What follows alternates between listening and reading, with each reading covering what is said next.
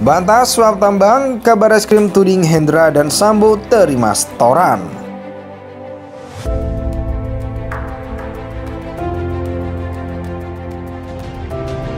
Ya, Ismail Bolong sekarang tentunya tim sedang mencari, baik dari Kaltim ataupun dari Mabes sedang mencari. Ditunggu saja. Ya tentunya proses pencarian kan itu strategi dari kepolisian, ada pemanggilan, ada juga pencarian. Ya tentunya kita akan mulai dari Ismail Bolong dulu, nanti dari sana baru kita periksa. Karena kan kalau proses pidana kan pasti harus ada alat bukti yang cukup.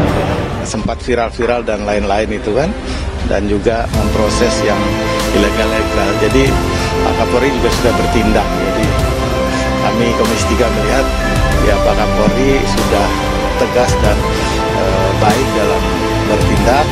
Kita tunggu saja nanti kalau rapat dengan Kapolri, hal-hal yang tersebut ya kita bisa pertanyakan. Terkait dengan nama-nama yang ada di dalam surat Verdi Sambo Adi Propam yang ditujukan pada Kapolri itu gitu.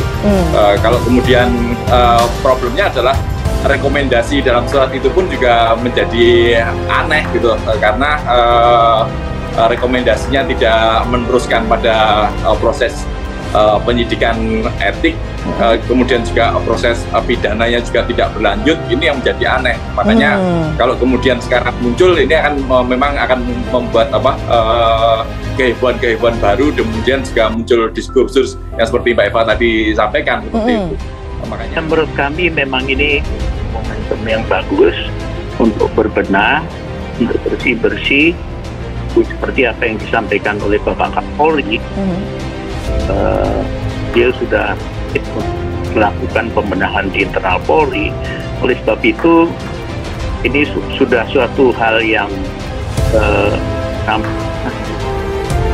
otomatis ya dilakukan berbagai macam upaya untuk membersihkan institusi Polri dari oknum-oknum yang melakukan pelanggaran.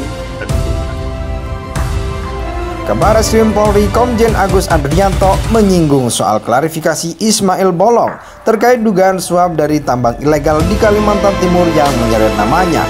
Menurutnya, klarifikasi Ismail membuktikan bahwa dirinya tidak terlibat dalam bisnis ilegal itu. Dalam video yang viral, Ismail sempat menuding Agus mendapat uang setoran dari tambang ilegal.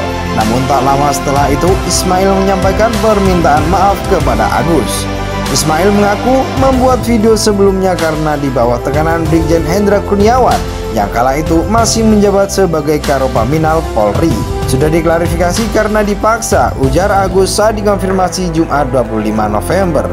Agus juga membantah kesaksian ex Karopaminal Divisi Propam Hendra Kurniawan dan ex Kadif Propam Polri Verdi Sambo.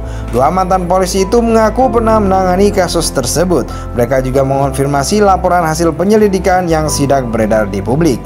Dalam LHP itu tercatat Agus menerima setoran 3 kali sehingga totalnya 6 miliar. Pemberian uang itu disebut menggunakan mata uang asing atau dolar Amerika. Lebih lanjut pada poin H, dikatakan Ismail Bolong juga memberikan uang koordinasi kepada Bareskrim Polri yang diserahkan kepada Kombes BH selaku Kasubdit 5 di Tipiter sebanyak 3 kali, yaitu bulan Oktober, November, dan Desember 2021 sebesar 3 miliar setiap bulan. Uang itu untuk dibagikan di Tipiter Bareskrim. Menurutnya, jika LHP terkait tambang ilegal benar, harusnya saat itu Sambo dan Hendra langsung menindak semua. Namun kedua mantan polisi itu malah diam dan baru angkat suara sekarang. Agus pun menuding bahwa Hendra dan Sambo melempar isu itu untuk mengalihkan isu lain. Ia juga menduga justru mereka yang menerima uang setoran. Jangan-jangan mereka yang terima dengan tidak teruskan masalah, lempar batu untuk alihkan isu, ujarnya.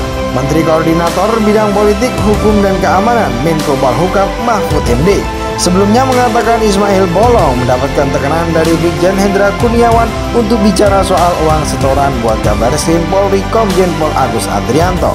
Mahfud berkata Ismail sudah meralat pernyataan tentang duit miliaran rupiah untuk Kabar Reskrim. Ia menyebut Ismail mengaku ada tekanan untuk membuat pernyataan itu. Sudah dibantah sendiri oleh Ismail Bolong. Katanya sih waktu membuatnya Februari 2022 atas tekanan Hendra Kurniawan. Kemudian Juni dia minta pensiun dini dan dinyatakan pensiun per 1 Juli 2022, kata Mahfud melalui pesan singkat.